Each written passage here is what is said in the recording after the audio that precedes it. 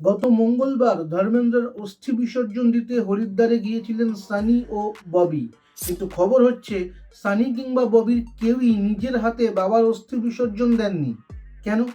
পরিবারের ঘনিষ্ঠ সূত্রে জানা যায়, হরিদ্বারে পৌঁছে হরকি পৌড়ি ঘাটে হিন্দু রীতি মেনে ধর্মেন্দ্রের অস্থি বিসর্জন ও পিণ্ডদান করা হয়।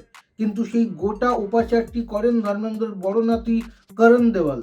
যিনি উপাচার করিয়েছেন সেই পুরোহিত জানিয়েছেন, সানি ও ববির কিছু ব্যক্তিগত অসুবিধা থাকার কারণে অস্থি বিসর্জন দেন সানিপুত্র করণ। তবে পিণ্ডদানের সময় গোটা পরিবার উপস্থিত ছিল। তবে এই পরিবারের মধ্যে হেমা ও তার দুই মেয়ে অবশ্য ছিলেন না। অস্থি বিসর্জন দিয়ে ফেরার পথে ববিকে আবেগতাড়িত দেখা যায়। অন্যদিকে সানি তার পরিবারের গোপনীয়তা বজায় রাখতে ছবি শিকারীদের সঙ্গে রীতিমতো বচসায় জড়িয়ে পড়েন। আগামী 8ই ডিসেম্বর ধর্মেন্দ্র 90 বছরের জন্মদিন। অভিনেতার খামার বাড়িতে সাধারণের জন্য অবাধ প্রবেশ রেখে অনুষ্ঠানের আয়োজন করা হয়েছে। এই পারিবারিক মুহূর্তের গোপনীয়তা রক্ষার বিষয়ে সানি দেওয়ালের উদ্যোগকে আপনি সমর্থন করেন কিনা কমেন্ট করে জানান। এবং বলিউডের আরও খবর পেতে এই চ্যানেলটিকে সাবস্ক্রাইব করে রাখুন।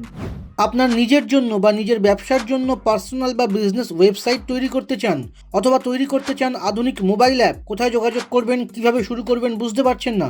যোগাযোগ করুন নিচে দেওয়া ফোন নাম্বারে। আপনার সমস্ত প্রশ্নের উত্তর পাবেন এখানেই।